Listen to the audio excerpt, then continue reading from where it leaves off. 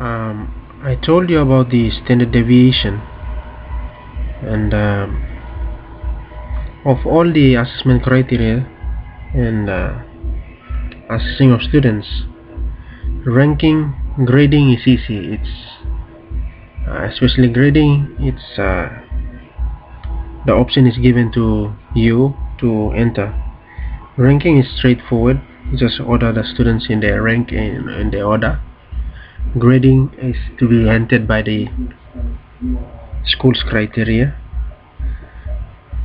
and percentage calculation is straightforward. But I did mention about ability groups, classifying students into the ability groups. How to come up with that ability groups? I've prepared something here so that you will see how I came up with the breakup or the classification into the ability groups. Okay, the ability groups, we have the average score here, and then we have the cutoff, the above cutoff, the high cutoff, and the low cutoff. Okay, sorry, excuse. Okay, just a moment. Sorry. Okay, we have the high cutoff here and the low cutoff mark here. Okay, the average score will be located here. Any mark that is below the low cutoff is given below average mark, is regarded as below average student. Okay, any mark that lies between the average and the low cutoff is given the low average mark here. Okay, any mark that is between the average and the high cutoff is given the high average mark, is considered as high average, and any mark that is above the high cutoff is given the above average classification. Okay, now in order to come up with the average mark, it's simple. You had all the marks. Example, in our case here we have 2, 4, 6, 8, 10. So let's say students, there are 1, 2, 3, 4, 5 students who scored 5 different marks. Okay, now we want to find the average mark. In order to find the average mark, it's given in this formula here. It's 2 plus 4 plus 6 plus 8 plus 10. It's 30. Okay, it's 30. Okay, 30 divided by 5 is 6, so the average mark will be 6 here. Okay, then we need to find the standard deviation. In order to find the standard deviation, we understand that the standard deviation is the positive square root of the variance. Okay, so what is the variance? The variance is this formula here. Okay, so in order to find the cutoffs, we need the standard deviation. Okay, but we must also understand that the standard deviation is the positive square root of the variance. So we have to go back to the variance. So variance formula is this one here. Okay, excuse me. Okay, the variance formula is interpreted this way. X1 represent the score, which can represent 2 or either 4 or 6 or 8 or 10. That's Xi. It represents that, minus a small dash on top of X represents the average mark. Okay, so in that place of that average mark, we have the average of 6. That goes in here. Okay, so whatever scores that you have here minus the average, you square it, you should sum them. Okay, starting from the beginning, I equals to 1, starting from the beginning mark to whatever the last mark is, to the end mark. Okay, so we have 1, 2, 3, 4, 5. So we start from the first to the last mark, we add them all up. Okay, so that's what we are doing here. That's S2 here, that's S2 here. Okay, so 2 is the first mark here that goes in here, then the average minus the average, square it, plus the next mark, which is 4, minus the average, you square it, and then plus 6 minus the average, you square it, then 8 minus the average, you square it, plus 10 minus the average, you square it. All of that, all on n minus 1. What is n? 1, 2, 3, 4, 5. Okay, that's 5. 5 minus 1 gives you 4. So 16 is this one here. 2 minus 6 square is 16. 4 minus 6 square is 4.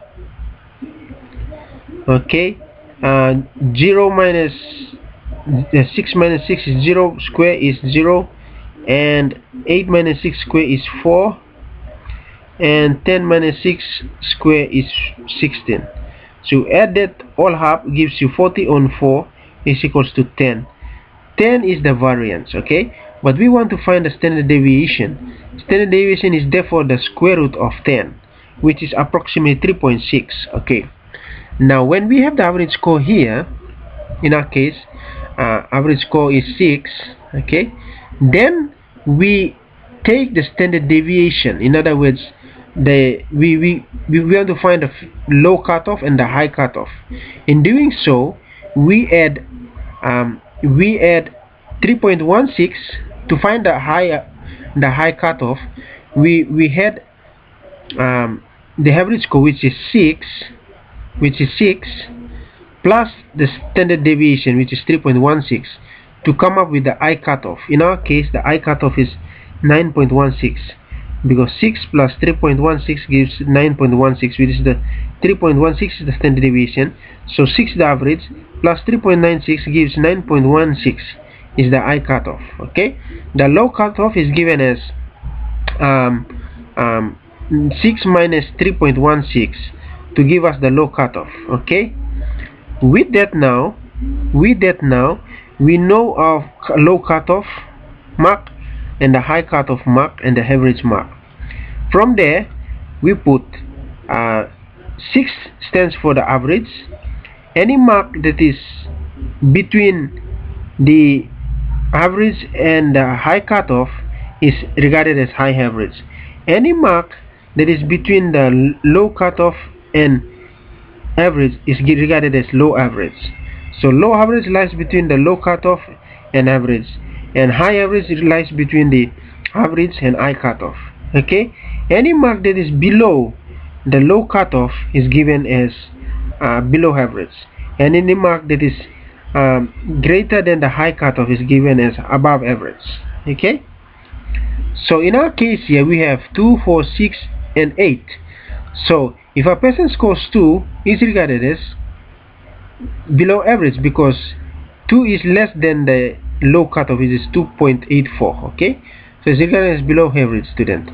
Okay, a person who scores 4 or maybe 5 or maybe 3 is given as a low average student, and any mark that sits on 6 straight, any student that scores 6 straight is given as an average student, and any student scoring 7, 8 and 9 will be given as high average. In our case here, 8 is a high average, and above average students is greater than 9, that is 10. Of course, a student scored 10, so is given as high average, above average, sorry.